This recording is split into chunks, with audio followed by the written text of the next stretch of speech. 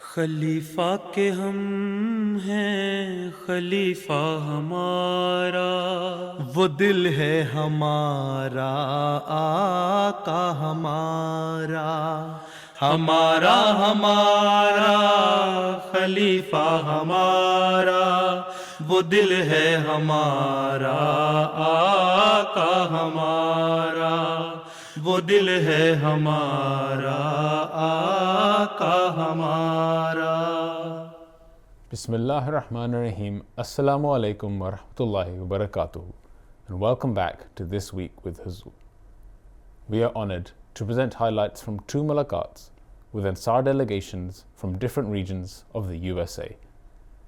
We begin with Saturday's mulaqat, where Hadrat Khalifatul Masih Ayyadahullah Ta'ala bi Nasrihi al-Aziz graciously met with members of Majlis Ansarullah from Los Angeles, USA. On the 13th of June, members of Majlis Ansarullah from Los Angeles in the United States were blessed to have a mulaqat with Hazrat Amirul Mu'mineen, Ayyadahullah Ta'ala bi Nasrihi al-Aziz. The Ansar had travelled especially for the mulaqat which took place in Islamabad. During the mulaqat, the Ansar all had the opportunity to introduce themselves and were also able to ask questions on a range of religious and contemporary topics. پیارے حضور، کوئی ایک ایسا کلیہ بتا دیں جس سے دین اور دنیا میں سچی کامیابی حاصل ہو جائے۔ 5 وقت کی نمازیں ٹھیک طرح پڑھنا، ٹکریں مار کے نہیں پڑھنا، اسی میں دعا کریں، اسی سے مانگیں۔ اللہ تعالیٰ نے اس لیے تو رکھا ہے تاکہ انسان کی جو زندگی ہے وہی ڈسپلن ہو جائے، اور دعائیں بھی ساتھ ساتھ قبول کرتا ہے اللہ تعالیٰ پھر۔ اور نمازیں صحیح طرح پڑھنے کا مطلب یہ ہے کہ باقی کام جو اللہ تعالیٰ نے فرمایا ہیں ان پہ بھی عمل کرنا، تبھی دعائیں قبول ہوتی ہیں۔ نہیں تو اللہ تعالیٰ دوسری جگہ قرآن شریف فرماتا ہے کہ نمازیں ان کے منہ پہ مارے گا اللہ تعالیٰ، کیونکہ وہ باقی کام نہیں کر رہے، حقوق اللہ اور حقوق العباد ادا نہیں کر رہے۔ تو یہ سب کچھ کریں۔ ایک چھوٹے سا کلیہ تو کوئی نہیں ہے، محنت کرنی پڑتی ہے۔ آپ کیا ہیں؟ ڈینٹسٹ ہیں۔ آپ کو ایسا کلیہ بتائیں کہ جب پرائمری پاس کر کے ڈینٹسٹ بن گئے ہوں، پڑھنا پڑا نا۔ اگر پاکستان سے کیا تو ایف ایس سی کیا، پھر ڈینٹل کالج میں گئے، پھر یہاں آ کے آپ نے پھر یہاں کوالیفائی کیا، یہاں ڈگری لی، محنت کرنی پڑی نا، تو پھر محنت کریں۔ کوئی کلیہ ایسا نہیں ہے جو 2 لفظوں میں آپ کو ولی اللہ بنا دے۔ پیارے حضور، میرا سوال ہے، آج کل مغربی معاشرے میں انفرادیت پسندی اور صرف اپنی ذات تک محدود رہنے کا رجحان بہت بڑھ رہا ہے۔ ایسے ماحول میں ایک احمدی مسلمان کے لیے اپنی اسلامی اور جماعتی شناخت یعنی دوسروں کے کام آنا اور اجتماعیت کو مقدم رکھنا برقرار رکھنا مشکل ہوتا جا رہا ہے۔ ہم کس طرح توازن پیدا کریں کہ اپنی اسلامی اقتدار بھی قائم رہیں اور معاشرے سے بھی کٹ کے نہ رہیں؟ خود غرضی ہوتی ہے نا کہ اپنے حق کو مقدم سمجھنا اور دوسرے کو حق نہ دینا۔ تو یہ خود غرضی کیا پاکستان میں نہیں ہے، انڈیا میں نہیں ہے، اور تھرڈ ورلڈ ملکوں میں نہیں ہے، وہاں بھی ہے۔ ایک عمومی طور پر جب خدا تعالیٰ سے دور انسان ہوتا ہے تو یہ خود غرضی پیدا ہوتی ہے۔ اللہ تعالیٰ نے اس لیے 2 حکم دیے ہیں کہ میرا بھی حق ادا کرو اور میرے مخلوق کا بھی حق ادا کرو۔ آج کل میں خطبات کا سلسلہ جو دے رہا ہوں ان میں بھی ان باتوں کی طرف ہی توجہ دلا رہا ہوں نا، وسلم کے عمل سے اور مسیح علیہ السلام کے عمل سے۔ آپ نے بھی یہی فرمایا نا کہ میرے 2 مقصد ہیں دنیا میں آنے کے۔ ایک یہ ہے کہ بندوں کے خدا کے قریب لاؤ تاکہ اس کی عبادت کا حق ادا کریں، اور جو اللہ تعالیٰ کا عبادت کا صحیح طریقہ ہے وہ ادا ہو۔ دوسرے اس کی مخلوق کی حق ادا کریں۔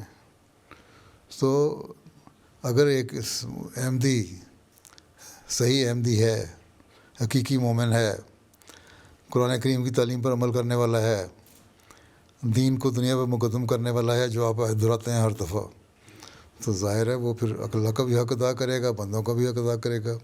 وہ پھر یہ سسٹم کو نہیں دیکھے گا، خود غرضی نہیں ہوگی، وہ جو ضرورت مند ہیں ان کو بھی دیکھے گا۔ ویسے لیکن اب تک جو ریسرچ ہے دنیا کی وہ یہی ہے، یہاں بھی اور مغرب کی دوسرے ملکوں میں بھی، کہ عام طور پہ جو چیریٹی دینے والے لوگ ہیں یا دوسروں کا خیال رکھنے والے لوگ ہیں وہ ہیں جو دیندار زیادہ ہیں، اور ان میں بھی مسلمان زیادہ ہیں۔ اس کا مطلب ابھی تک مسلمانوں میں یہ خصوصیت بہرحال باقی ہے کہ وہ صدقہ خیرات دینے والے اور دوسروں کی مدد کرنے والے ہیں۔ تو اس کو برقرار رکھنا تو اب آپ لوگوں کا کام ہے نا۔ اگر آپ ایک ترجیحات کرتے ہیں میں دین کو دنیا میں مقدم رکھوں گا، لیکچر دیتے ہیں، بڑے بڑے اجتماع کرتے ہیں، تقریریں کرتے ہیں، جلسوں پہ آپ کی تقریریں ہوتی ہیں، وہ تقریریں سن کے محظوظ ہونا تو کوئی فائدہ نہیں نا. یہ میں بھی بیان کر دیتا ہوں. کل میں نے حضرت صلی اللہ علیہ وسلم کے جود و سخا کے بارے میں بھی بتایا. تو یہی باتیں اگر پتہ لگے کہ ہم صحیح مسلمان ہیں، اسلام پہ عمل کرنے والے ہیں، تو ظاہر ہے پھر عمل بھی کریں گے اور اس پہ قائم بھی رہیں گے. اور اگر دنیا داری میں پڑ جائیں گے تو پھر دین سے بھی پڑ جاتے ہیں. اکثر آپ میں سے وہی ہوں گے نا جو کہتے ہیں 3-4 نمازیں میں کوشش کرتا ہوں، 3 نمازیں پڑھنے کے بعد کہتے ہیں کوشش کرتا ہوں پڑھنا. حالانکہ بوڑھے ہو گئے، قبر میں پاؤں لٹکائے ہوئے ہیں، عمر مسار کی بڑھ رہی ہے. تو اصل تو یہ چاہیے تھا نا کہ کہتے ہیں کہ میں 5 نمازیں پڑھنے کے علاوہ نفل بھی پڑھتا ہوں اور اللہ تعالیٰ کے حق ادا کرنے کے ساتھ ساتھ اس کے بندوں کے ادا کرنے کی کوشش بھی کرتا ہوں. تو یہ سوچ پیدا کرنی ہے، یہ مستقل سوچ پیدا کرتے رہے. ہمارا کام تو نصیحت کرنا ہے، توجہ دلانا ہے، وہ آپ کا کام میں کرتے چلے جائیں. اپنی نسلوں میں یہ بات ڈال دیں تاکہ اگلی نسلوں میں بھی چلتا رہے. تو یہ نسلوں میں قائم ہونے والی بات ہے. ہر شخص کا فرض ہے. انصار میں چلے گئے اپنے بچوں میں ڈالیں، وہ اپنے بچوں میں ڈالیں، تو یہ قائم رہے گی بات ہے. نہیں تو پھر جس طرح دنیا دار وہ ایسے آپ.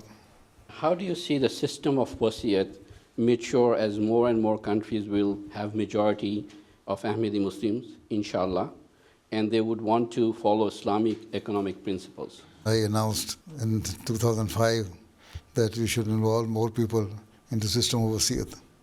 That will help us to meet our Jamaat expenses and to meet the requirement of the needy people, students, sick people, patients, and widows, and all these things. This is why in the Risala al-Wasiyat, Hazrat Masih Maud al-Islam has mentioned the purposes of this wasiyat. So if more and more people will involve in this system, we shall have better economic system within our Jamaat.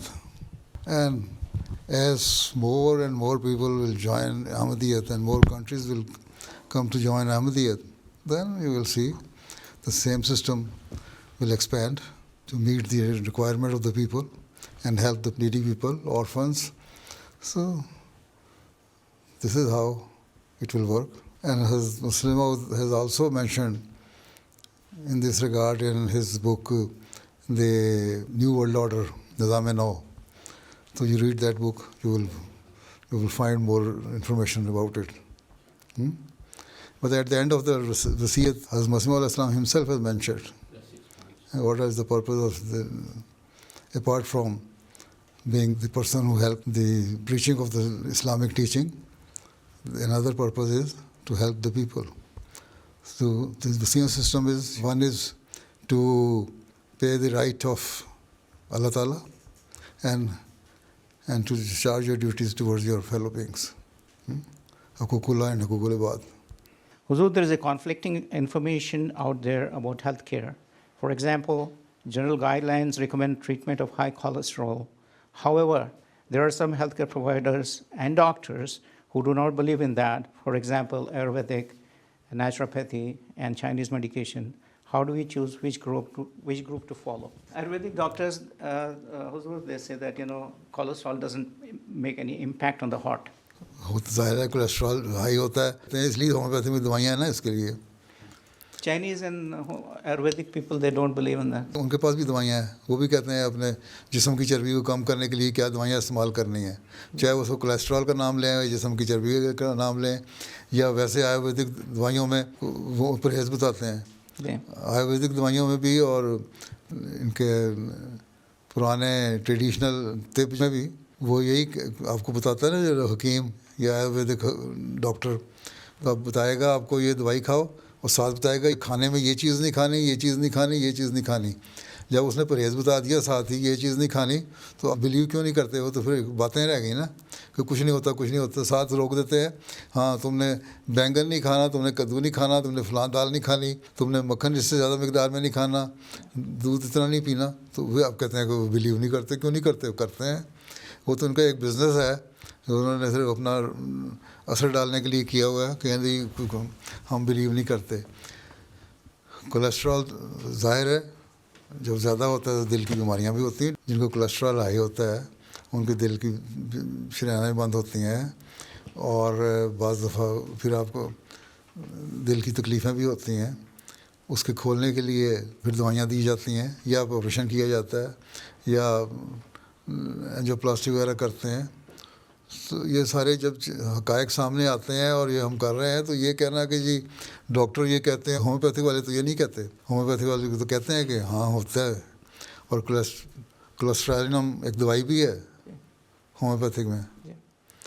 تو پھر یہ کس نے کہنا کہ homeopathic والے نہیں کہتے. ہاں آیورویدک کا میں نہیں جانتا زیادہ, لیکن یہ میں پتہ ہے کہ وہ لوگ پرہیز بتاتے ہیں کہ یہ پرہیز کرو. جب وہ پرہیز کرو خوراک کا, تو آپ بھی ٹھیک ہو جائے گا انسان. باقی نالیاں بند ہونے کے لیے طب نبوی جو ہے, حضرت صلی اللہ علیہ وسلم کا بھی ایک طب ہے جس کو حضرت خلیفۃ مسیح اول نے بھی کافی ہائی لائٹ کیا. اس میں ایک شخص کے بارے میں آیا کہ اس کو دل کی تکلیف ہے, یا اس کا دل بند ہو رہا ہے اور سانس مشکل سے آ رہا ہے, یا ایک ایسی کیفیت آ رہی ہو رہی ہے, آنسر سمجھ گئے کہ یہ دل کی تکلیف ہے. آپ نے فرمایا اجوا کھجور جو ہے نا, اس کو پیس کے گٹھلی سمیت, اس کی گٹھلی بھی اس کے سمیت پیس کے تو اس کو کھلاؤ.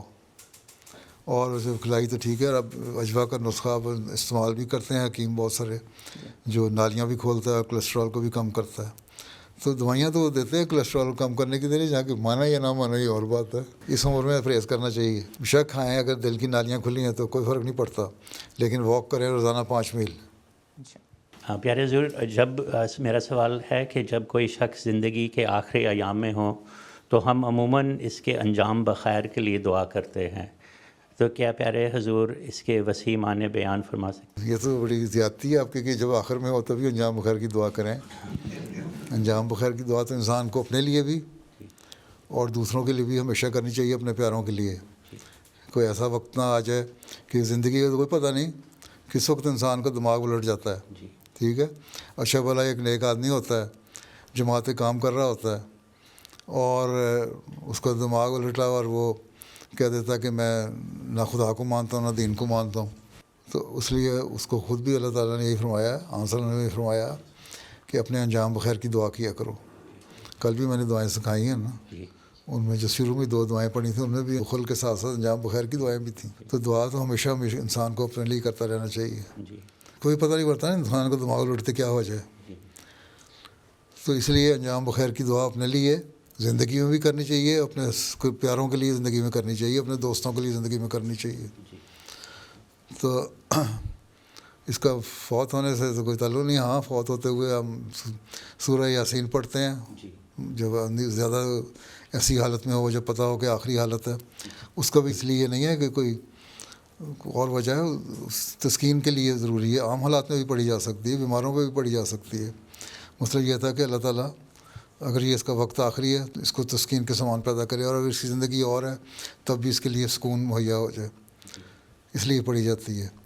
باقی دعا تو چاہے انسان صحت مند ہو یا بیمار ہو, یا آخری وقت ہو, یا جوانی کے پورا عروج ہو, تب بھی انجام بخیر کی دعا کرنی چاہیے.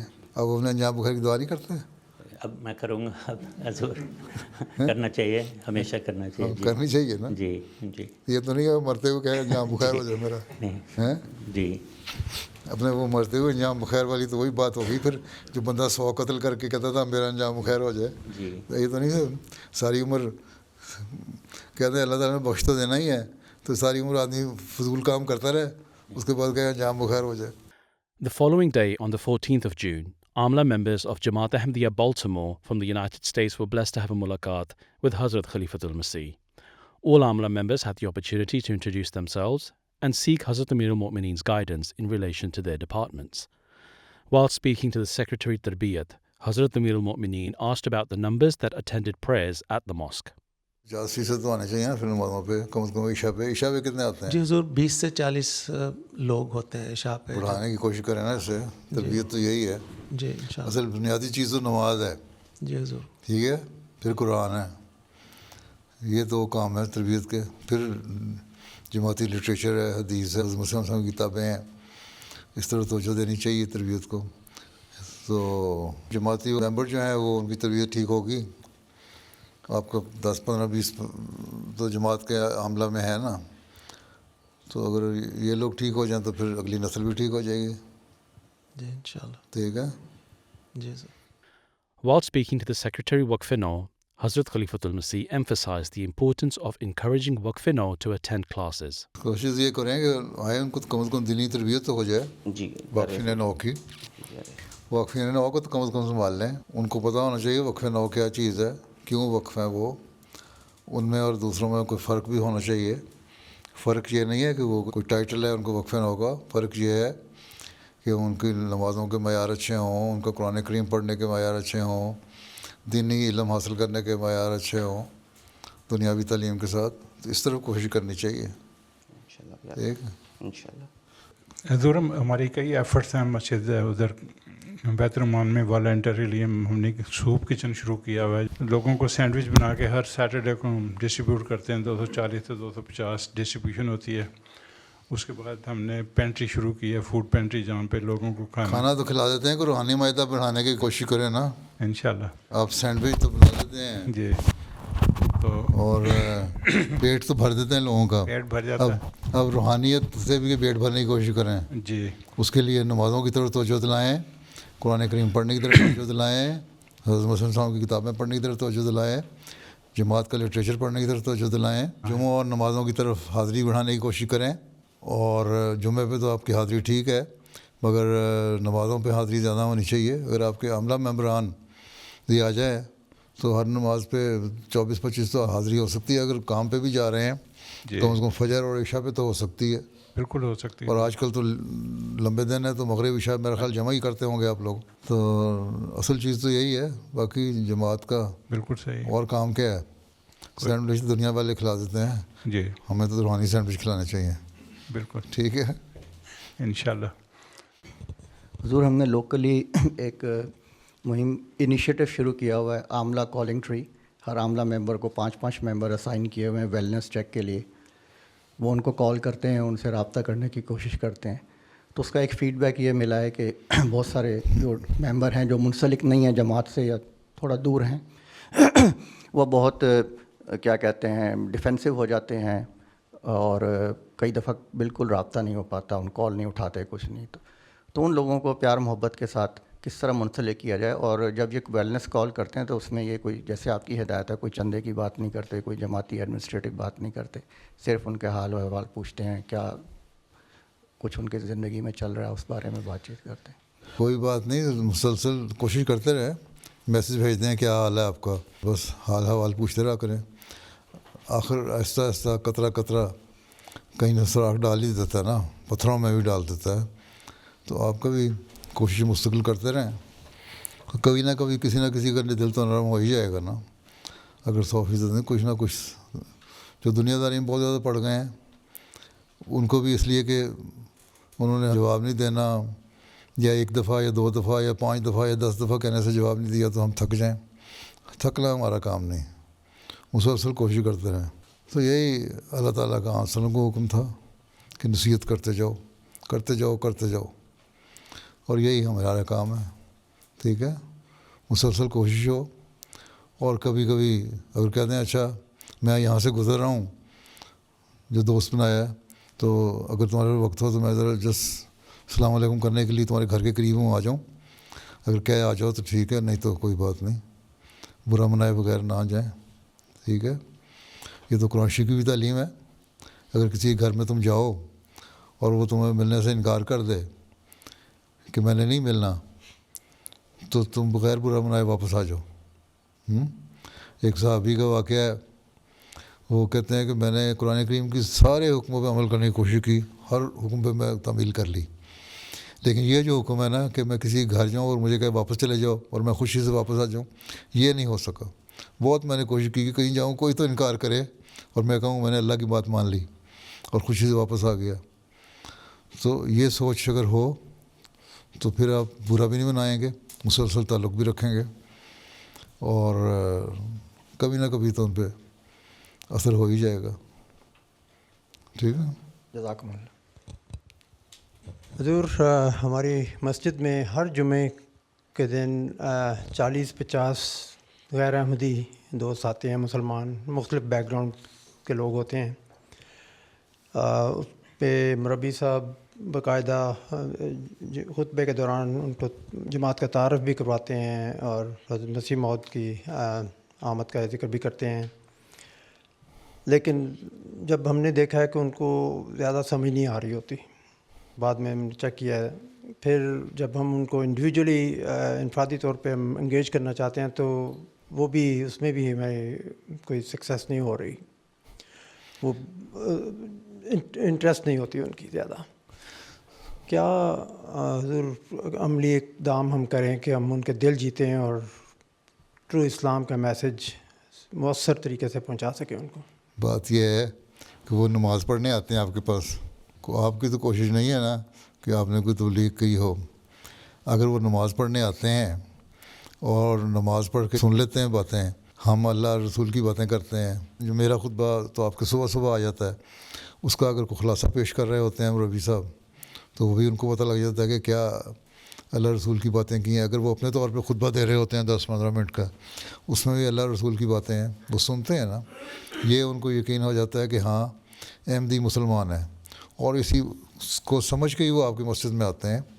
اگر ان پہ یہ اثر ہو غیروں کی باتوں کا کہ یہ مسلمان نہیں ہے تو آپ کی مسجد میں نہ آئیں. تو جو اس طرح نماز پڑھنے آتا ہے اس کو پیچھے پڑھنے کی ضرورت کوئی نہیں، اپنے اخلاق دکھائیں. آپ کے مسلسل تعلیم اور اچھے اخلاق، ان سے ملنا جلنا، السلام علیکم وعلیکم السلام کرنا، آخر ان کو خود ہی اس طرح مائل کرے گا کہ سوال پوچھیں.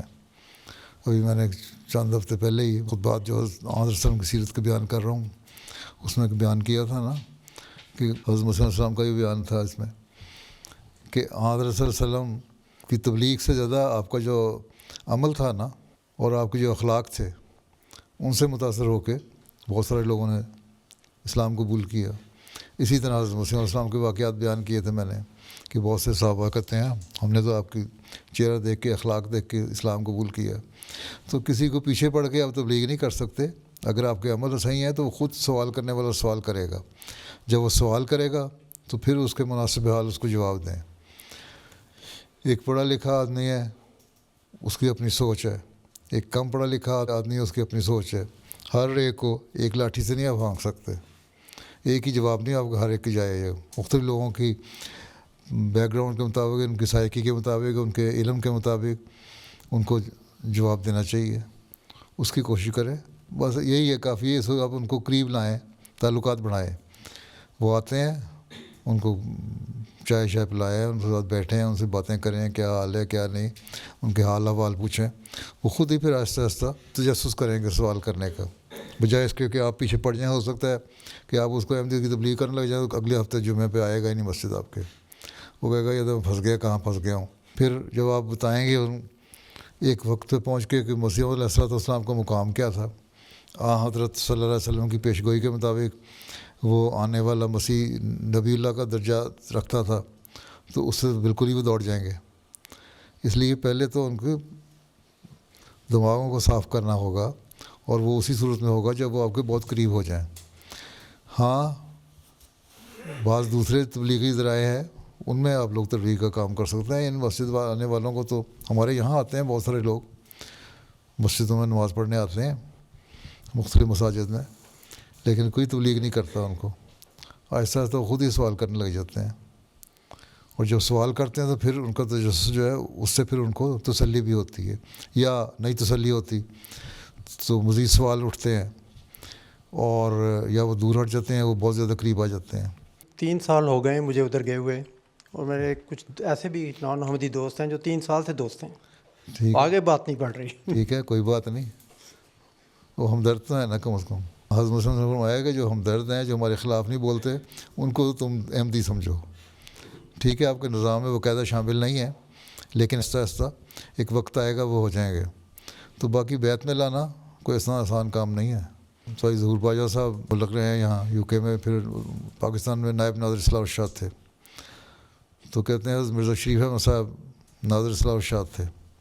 جب میں نائب نادر بن کے ان کے پاس گیا تو انہوں نے مجھے کہا ایک بات یاد رکھو کہ تم نے اپنے اخلاق دکھانے ہیں، لوگوں سے اچھے تعلقات رکھنے ہیں، چاہے وہ احمدی ہے یا دوسرا ہے، کیونکہ احمدیت میں لانا بہت مشکل کام ہے اور احمدیت سے جڑانا بڑا آسان کام ہے.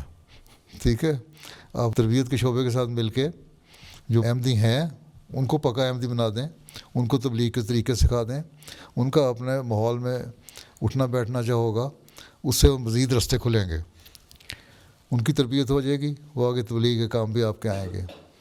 تو تربیت اور تبلیغ کا اور باقی شعبوں کا کوآرڈینیٹڈ پروگرام ہونا چاہیے. جب یہ ہوگا تو اس سے نتائج نکلتے ہیں. تھکنا نہیں, تھکنا تو ہمارا کام ہی نہیں. What specific guidance can we provide to young Ahmadis who feel discouraged after multiple rejections within the Jamaat and are consequently seeking permission or looking to marry outside the community? ان کو کہیں کہ ہاں حضرت صلی اللہ علیہ وسلم نے جو ہمیں اصول بتایا شادی کا وہ اصل اصول ہے. اگر تم دیندار ہو تو تمہیں پھر دیندار لڑکی تلاش کرنی چاہیے اور لڑکیوں کی تربیت کریں کہ ان کو دیندار خاوند تلاش کرنا چاہیے. اگر وہ چیز ہو تو ٹھیک ہے, لیکن آپ دیکھ لیں بہت سارے ایسے ہیں جن کے جب ریجیکشن ہوتی ہے تو ان کے کوئی نہ کوئی بیک گراؤنڈ میں ایسی باتیں ہوئی ہوتی ہیں جو ان کے مخالفین یا ان سے جیلسی رکھنے والے یا کسی اور لڑکی والے جن کا خیال ہوتا ہے کہ ہم اس لڑکے سے رشتہ کریں, وہ جہاں رشتہ میچور ہونے لگتا ہے اس کو کانوں میں ڈال دیتے ہیں, وہ پھر ریجیکشن ہو جاتی ہے. یہ دیکھنا چاہیے کہ کازز کیا ہیں. جب اس کے روٹ کاز پہ چلے جائیں گے آپ تب اس کی آپ اصلاح بھی کر سکیں گے. لیکن کوشش یہ ہو کہ تربیت صحیح ہو تو ٹھیک ہے. تو بہت بڑا کام ہے تربیت کا اصل میں, تو کوئی چھوٹا موٹا کام تو نہیں ہے. سو ایک کہہ دینا کہ نماز پڑھنے آ گئے, قرآن پڑھ لیا, میرے یہاں فل کر دیا, اچھا بھائی کتنے لوگوں نے خطبہ سنا کر کے بھیج دیا, یہ تو کوئی کام نہیں ہے. اس قسم کے بڑے پلان بنانا چاہیے تبلیغ کے ساتھ, تربیت کے ساتھ, نشتہ ناطہ کے ساتھ, امور عامہ کے ساتھ, مال کے ساتھ. جو پورا سسٹم جو ہوگا, جو کوآرڈینیٹڈ ایفرٹ ہوگی, تو اس سے پھر نتیجے بھی نکلیں گے. One of the attendees asked Hazrat Amir al-Mu'mineen how those people can be helped who struggle to gain higher education because of a lack of funding. This is why we say we should help those people who are in need of some funds to further their education. And it is not necessary that even if you get good education and highly qualified, you get the proper job or the proper job in your field. There are quite a number of people who are very well qualified, but they are doing odd jobs. I know one PhD student in chemistry who could not find job in his field, and resultantly he is doing some odd job. He is a cab driver, PhD qualified person, cab driver. So it is everywhere because of the economic crisis in the world. And nowadays, because of the wars and economic disturbance all across the world, people are suffering. So the thing is that you should not leave your education because you think you would not be able to get good jobs. You must try to get education and pray to Allah Ta'ala that Allah Ta'ala help you to get good job.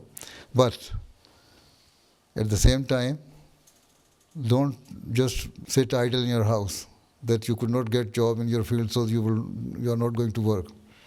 So whichever job you get, you should try to get that job and try to be independent instead of being dependent on somebody or begging somebody. So this is all over the world. This is the common issue, not only in the United States, but everywhere. But as I have said, even then we should not discourage our people not to get higher education. The time will come when they will have better opportunity to get jobs. حضور انور, امریکہ میں نئے آنے والے مہاجر احمدی خاندانوں کو جماعت اور مقامی معاشرے میں بہتر طور پر ضم ہونے میں مدد دینے کے لیے اگر ہم کسی ایک خاندان کو جو پہلے سے یہاں پہ دوسرے خاندان ہیں ان کے ساتھ جوڑ دیں. یہ تو پہلے میں کہہ چکا ہوں, مواخات کا سلسلہ اگر جوڑے ہیں تو بڑی اچھی بات ہو جاتی ہے. اگر آپ ایک ماڈل جماعت بنا دیں بالٹی مور کو, اس میں شروع کر دیں, انیشیٹو آپ لے لیں, آپ انیشیٹ کریں اس کو, تو اس کے بعد باقی جو آپ کا رول ماڈل ہے اس کو فالو کر لیں گے. حضور آپ کی بہت مہربانی, آپ نے یہ خود سے کہہ دیا. یہی میں پوچھنے والا تھا کہ اگر آپ اپروو کریں تو ہم اس کو میں تو پہلے بھی ایک دفعہ کہہ چکا ہوں, آپ نے میری پچھلی کوئی کلاس ملاقات سنی ہو تو, کہ مواخات کا سسٹم شروع ہونا چاہیے. جی حضور, صرف اس میں ایک سوال یہ تھا کہ جماعت کے نظام کے اندر کس ڈپارٹمنٹ کے تحت اس کو لے کے آیا جائے. یہ تربیت اور امورامہ دونوں کا کام ہے, دونوں مل کے بنا لیں ایک پروگرام. امورامہ کا کام صرف یہ نہیں ہے کہ جھگڑا ہو گیا, اس کو سزا دلوا دی, اس کا اخراج کروا دیا, اس کو کہہ دیا جی یہ بڑا بدماش ہے, اس کو آپ جماعت سے نکال دیں, اس نے فلاں برائی کی, اس کو نکال دیں. امورامہ صرف یہی سمجھ کے بیٹھی. یہ تو ایک اسپیکٹ ہے اس کے کام کا, بہت سارے دوسرے کام ہیں امورامہ کے, جن میں میجر کام یہی ہے کہ جماعت کے جو ممبران ہیں ان کو سیٹل ڈاؤن کرنا, ان کے اکنامکلی ان کو سیٹل کرنا, کہ کس طرح وہ اپنے بہتر طور پر اپنے معاشرے میں سروائیو کر سکتے ہیں, اور کس طرح ایڈجسٹ کر سکتے ہیں نئے ماحول میں آ کے, اور آپ لوگ ان کی کیا مدد کر سکتے ہیں. صحابہ کو جب سپرد کیا مہاجرین کو آن صلی اللہ علیہ وسلم نے انصاریوں کے, تو بعض جو باغیرت مہاجرین تھے انہوں نے کہا کہ ہمیں اور کچھ نہیں چاہیے, ہمیں تو تم بازار کا راستہ بتا دو اور ایک اوزار دے دو, کہاڑا دے دو یا فلاں دے دو, تو ہم لکڑیاں کاٹ کے لائیں. آہستہ آہستہ جنگل سے لکڑیاں کاٹ کے لائے, بازار جا کے بیچیں, اور پیسے بنتے رہے, اور ایک وقت میں آ کے وہ کروڑ پتی بن گئے. کچھ ایسے تھے جنہوں نے فائنینشیل مدد بھی لی, کچھ ایسے تھے جو کھانے پینے کی مدد بھی لیتے تھے, لیکن مختلف گروپ تھے اس میں. تو اسی طرح آپ کو بھی یہاں مختلف گروپ میں لیں گے, تو ان کی مختلف حالات کے مطابق ان کی مدد کرنی ہوگی. اس کے لیے آپ کے پاس بعض جگہ ہو سکتا ہے آپ کو فنڈ کی ضرورت بھی ہو, تو آپ کے مقامی فنڈ اس کا اتنے نہ ہوں, تو آپ اپنی جماعتی فنڈ سے کہہ سکتے ہیں, نیشنل جماعت سے. اور وہاں نہ ہوں تو آپ مجھے بھی لکھ سکتے ہیں کہ اگر ایسے لوگ واقعی پوٹینشیل لوگ ہیں اور ان میں ایسی ہے اتنا پوٹینشیل ہے کہ وہ کام بڑھا بھی سکتے ہیں, اور ان کی کچھ مدد بھی ہو جائے, تو اس کے لیے کیا کیا جا سکتا ہے پھر ہم بتا سکتے ہیں آپ کو. اول تو میرا خیال ہے آپ کی امریکہ جماعت کے پاس اتنے فنڈ ہیں کہ وہ تھوڑی بہت مدد کر دیں گے آپ کو. ہماری بالٹیمور جماعت میں بہت سے نئے امریکہ میں آئے ہیں امیگرینٹس, تو حضور ان کی فیملی ماشاء اللہ بہت وفادار اور تعاون کرنے والی ہیں, لیکن ان کے حالات جو ہیں اکنامکلی, دے ورک لانگ آور, بہت لمبے ٹائم ان کو باہر کام کرنا پڑتا ہے, ٹرک چلا رہے ہیں. اس کی وجہ سے ان کا تعلق جو جماعت کے ساتھ ہے, جیسے نمازیں پڑھنی اور جماعت کے کاموں میں حصہ لینا, یہ امپیکٹ اس پہ اثر پڑ رہا ہے. ان کے لیے حضور کی کیا ہدایت ہے, وہ کیا کریں کہ ان کا بیلنس؟ صرف یہی نہیں کہ آپ کو ان کا اپنا اثر پڑ رہا ہے, بلکہ اصل فکر کی بات یہ ہے کہ ان کے گھروں میں اثر پڑ رہا ہے. ان کے جو بچے ہیں ان کی تربیت نہیں ہو رہی. مائیں اکیلی رہتی ہیں, باپ ٹرک چلا رہا ہے, وہ اس میں ہے بزنس میں ہے, تو وہ بعض دفعہ کئی دن, ہفتہ 10 دن باہر رہتے ہیں. بالکل. اس کی وجہ سے بچے جو ہیں وہ صحیح طرح سنبھالے نہیں جاتے. اور سوائے اس کے خاص اللہ کا فضل ہو یا ماں بہت زیادہ تربیت کرنے والی ہو, دیکھنے والی ہو, نظر رکھنے والی ہو, بعض دفعہ بچے بگڑ بھی جاتے ہیں اور بگڑ رہے ہیں. تو اس کی طرف توجہ دلانی چاہیے, ان کو کہنا چاہیے کہ پیسہ کماؤ لیکن اپنا دین کی بھی فکر کرو. تو یہ مستقل تربیت کا کام ہے, وہی تربیت کے معاملہ پھر آ جائے گا, اور سنبھالنے کا کام ہے. اور ان کو اگر دوسرے کوئی بہتر مواقع مل سکتے ہیں کاموں کے, تو ان کی طرف گائیڈ بھی کیا جا سکتا ہے. یہ امورامہ کا بھی کام ہے. تو یہ پروگرام ایسا کنسالیڈیٹڈ ہو جو ساروں سے مل کے بنا رہے ہوں, پھر اس کو امپلیمنٹ کریں. آپ کی جو تھوڑی سی جماعت ہے, چھوٹی سی 600 آدمی ہے صرف, اس کو اگر آپ ماڈل جماعت بنا دیں امریکہ میں, تو باقی پھر آپ کو فالو کریں گے. As the mulaqat concluded, the Amla members had the honor of having a picture with Hazrat Amir al-Mu'mineen and also received the gift of pens. Those were highlights from just some of beloved Huzoor's activities over the past week. We now end with our final segment, the Friday Sermon Summary. In today's Friday sermon, Huzoor, may Allah be his helper, spoke regarding the Holy Prophet Sallallahu Alaihi Wasallam's benevolence and generosity. Huzoor, may Allah be his helper, related an example from the time of the Holy Prophet Sallallahu Alaihi Wasallam that illustrated his true spirit of giving. حضرت عمر بن خطاب سے روایت ہے کہ ایک شخص رسول اللہ صلی اللہ علیہ وسلم کی خدمت میں حاضر ہوا اور آپ سے کچھ مانگا. نبی کریم صلی اللہ علیہ وسلم نے فرمایا میرے پاس اس وقت کچھ نہیں ہے، تم میرے نام سے ضرورت کی چیزیں خرید لو، جب میرے پاس کچھ آئے گا تو میں اسے ادا کر دوں گا. اس پر حضرت عمر نے عرض کی یا رسول اللہ آپ اسے پہلے دے چکے ہیں، اور جو آپ کی استطاعت میں نہیں اس کا اللہ تعالیٰ نے آپ کو ذمہ دار نہیں ٹھہرایا. نبی صلی اللہ علیہ وسلم نے حضرت عمر کی بات ناپسند فرمائی تو انصار میں سے ایک شخص نے کہا یا رسول اللہ آپ صلی اللہ علیہ وسلم آپ خرچ کریں اور خدائے ذو العرش کی طرف سے فقر سے نہ ڈریں. انصاری کی اس بات پر رسول اللہ صلی اللہ علیہ وسلم نے تبسم فرمایا اور خوشی آپ کے چہرے سے ظاہر ہونے لگی. پھر فرمایا اسی کا مجھے حکم دیا گیا.